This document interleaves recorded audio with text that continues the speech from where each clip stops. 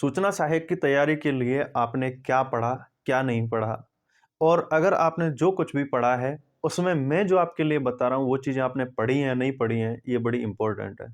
नमस्कार, स्वागत सत्कार, मैं दीपक डागर आप सभी का इस यूट्यूब चैनल पर स्वागत करता हूँ। दोस्तों, 21 जनवरी को आपके सूचना सहायक का एग्ज़ाम है और उस एग्ज़ाम की तैयारी के लिए मैं उम्मीद करता हूँ बहुत ही शानदार आपने तैयारी की होगी। मैं कुछ ऐसे टॉपिक आपके लिए बता रहा हूँ, आपने चाहे जो भी पढ़ा हो या नहीं पढ़ा हो, लेकिन एग्ज़ाम से पहले इन टॉपिक को ज़रूर पढ़ के जाना। ठीक है दोस्तों? तो देखिए, सूचना सहायक 2024 के लिए कुछ एक ऐसे टॉपिक हैं जैसे अपन राजस्थान हिस्ट्री की बात करें, राजस्थान हिस्ट्री की अगर बात करें, राजस्थान हिस्ट्री में आपको सबसे पहले सभ्यता, ठीक है, सिविलाइजेशन जिसको बोलते हैं सभ्यता। सभ्यता में मुख्य रूप से आप मैं मेन बता रहा हूं, ज्यादा पूरा नहीं बताऊंगा कि सारे ही पढ़ के जाना। एक सभ्यता मुख्य रूप से आप जरूर पढ़ लेना जिसका नाम है कालीबंगा। क्या नाम है? कालीबंगा। जिसको लगता है कि कालीबंगा बहुत अच्छे तरीके से पढ़ लिए तो वो एक्स्ट्रा पढ़ सकते हैं, गणेश्वर पढ़ सकते हैं, बैराट और आहड़, इन चार सभ्यताओं से बाहर क्वेश्चन आपका नहीं जाएगा, लिख के रख लेना। ठीक है, चलिए दूसरी चीज बात करते हैं अपन। दूसरा टॉपिक क्या पढ़ना है? 1857 की क्रांति। ठीक है, 1857 की क्रांति ये आपको मुख्य रूप से पढ़ लेनी है। तीसरे अगर टॉपिक की बात करूं मैं, 1857 क्रांति के अलावा राजस्थान का एकीकरण। ठीक है, राजस्थान का एकीकरण ये भी आपको ढंग से पढ़ लेना है, राजस्थान का एकीकरण। और एक चौथा मैं चैप्टर आपको बताऊंगा, प्रजामंडल। ठीक है, प्रजामंडल। सिर्फ और सिर्फ इन टॉपिक को अच्छे ढंग से पढ़ लेना, बाकी पूरे राजस्थान का इतिहास आपको पढ़ने की जरूरत ही नहीं पड़ेगी। ठीक है, सिर्फ 4 टॉपिक दिए, 4 टॉपिक भी नहीं दिए, इसमें सभ्यता मैंने एक दी है। ठीक है, अगर हम पूरे सभ्यताओं की बात करें तो मिनिमम कम से कम आपको 50 सभ्यताएं पढ़नी पड़ती हैं, लेकिन आपको यहां पर सिर्फ ये 4 चैप्टर हैं, इनको अच्छे से कंठस्थ कर लेना। ये तो राजस्थान हिस्ट्री हो गई, आप राजपूत काल को मत पढ़ना। ठीक है, 80% सिलेबस आपका राजपूत काल का आता है और उस 80% के चक्कर में आप पूरा इतिहास ही भूल जाओगे, इसलिए सिर्फ ये चीजें आपको अच्छे से पढ़ लेनी है। ये तो राजस्थान हिस्ट्री की बात हो गई। मैं अगर कल्चर की बात करूं, राजस्थान कल्चर की बात करूं, कल्चर कल्चर में जो सबसे ज्यादा क्वेश्चन आने वाले हैं वही चैप्टर आपके लिए मैं बता करके चलूंगा। तो लाड़ लो, एक चैप्टर है जिसका नाम है धर्म संप्रदाय। क्या नाम है? धर्म संप्रदाय। अब ये आपके अलग अलग नाम से मिलता है सिलेबस में, कहीं हो सकता है राजस्थान में धर्म काल मिल सकता है, या समाज के राजस्थान में धर्म समाज के नाम से इस तरीके से मिल सकता है, संत संप्रदाय भी मिल सकता है, धर्म संप्रदाय भी मिल सकता है, राजस्थान में धार्मिक युग इस नाम से भी ये मिल सकता है। ठीक है, अब धर्म संप्रदाय में हम क्या क्या पढ़ते हैं?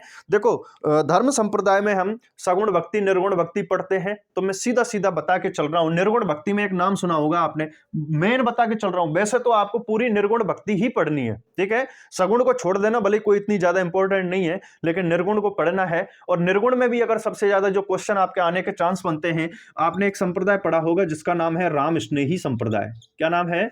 राम स्नेही संप्रदाय। ठीक है, इसके अलावा दादू दयाल जी को पढ़ लेना। ठीक है, 2 ही बता करके चल रहा हूं, ये मुख्य है दादू। अच्छा, इसके अलावा एक आपके दादू संप्रदाय हो गया, एक आपके जसनाथ जी।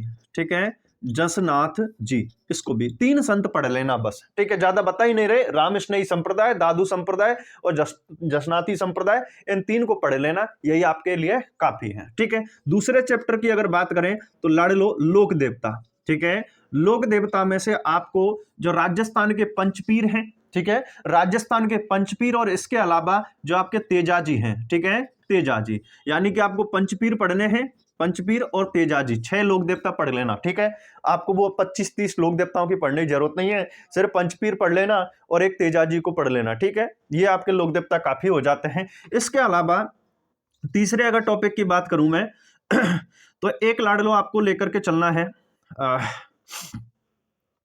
राजस्थान के दुर्ग में से। ठीक है, दुर्ग में से लेकर के चलना है, और मैं दुर्ग में से अगर 6 की बात करूंगा। ठीक है, 21 जून 2013 को यूनेस्को में विश्व धरोहर सूची में जो किले शामिल किए गए थे, मेन रूप से उन 6 किलों को पढ़ लेना आप। ठीक है, और नहीं अगर इन किलों को छोड़ना चाहते हो तो आप भले ही छोड़ भी सकते हो। ठीक है, मैं जो बता के चल रहा हूं कि इनमें से तो क्वेश्चन आने ही आने हैं आपके। एक लाडलो आपको पढ़ के चलना है त्योहार। क्या पढ़ना है? त्योहार जरूर पढ़ के चलना है। और त्योहार में भी मुख्य रूप से ध्यान रखना, त्योहार या मेले भी कह सकता हूं मैं, मेले, और इनमें भी जो तीज के दिन आपके त्योहार या मेले पड़ते हैं, ठीक है, चाहे कोई से भी महीने की तीज को पढ़ते हो, वो आपको तीज वाले जो मेले हैं, त्योहार हैं, उनको ढंग से कंठस्थ कर लेना। ठीक है, अच्छा, इसके अलावा चौथे अगर चैप्टर की मैं बात करके चलूं कि आपके लिए मुख्य कौन सा हो सकता है, तो लाड़ लो, एक आपका चित्रकला से आता, चित्रकला को भी छोड़ दीजिए, भाषा व साहित्य, ठीक है, भाषा व साहित्य, ठीक है, भाषा व साहित्य में से आपको ये कंप्लीट करके चलना है, ठीक है। इसमें से यहां से एक क्वेश्चन आपके आने के पूरे चांस है। अब लगा लीजिए आप 32-33 चैप्टर जो बैठते हैं आपके राजस्थान कल्चर में, उसमें से मैंने आपको सिर्फ 4 चैप्टर बताए हैं कि इनमें से आपका पूरा चांस बनता है आने के लिए। दोस्तों देखो, वैसे तो पूरा सिलेबस पढ़ना होता है, लेकिन आपके पास में 2 दिन के लिए बचे हुए हैं, ठीक है। तो इन टॉपिक को आप पढ़ तो पहले से ही रखें, लेकिन एक बार इनको अच्छे ढंग से और देख लीजिएगा, राजस्थान हिस्ट्री और कल्चर, ठीक है। अच्छा, दूसरी बात करूं मैं ज्योग्राफी की, ठीक है। राजस्थान ज्योग्राफी की अगर मैं बात करके चलूं तो लाड लो, एक तो आपको देखो साक्षरता, ठीक है, साक्षरता व जनसंख्या, साक्षरता व जनसंख्या, ठीक है। एक तो ये वाला टॉपिक आपको ढंग से पढ़ लेना है, ठीक है। जनसंख्या पूछेगा, साक्षरता पूछेगा आपसे, साक्षरता ये वाला हो जाएगा। दूसरे अगर टॉपिक की बात करूं, दूसरा टॉपिक आपको उद्योग वाला पढ़ना है। कौन सा पढ़ना है?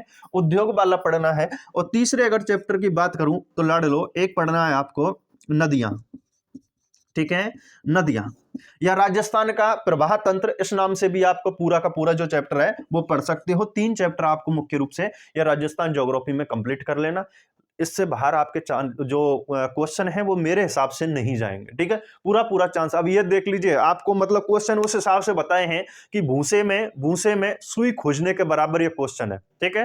यानी कि एक भूसे के अंबार के सामने ये सुई जैसे क्वेश्चन है, आपको ये सिर्फ पढ़ने हैं, ज्यादा कुछ नहीं पढ़ना है। यानी कि मैं कह रहा हूं कि 100% में से सिर्फ 1% ये सिलेबस है और यहां से आपके क्वेश्चन आने के पूरे चांस है, ठीक है दोस्तों।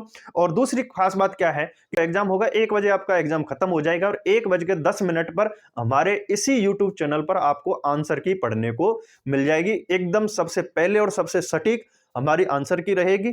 तो जो आंसर की है उसके सॉल्यूशन देखने के लिए आप जरूर जुड़िएगा। Thank you. जय हिंद, जय भारत, जय राजपूताना।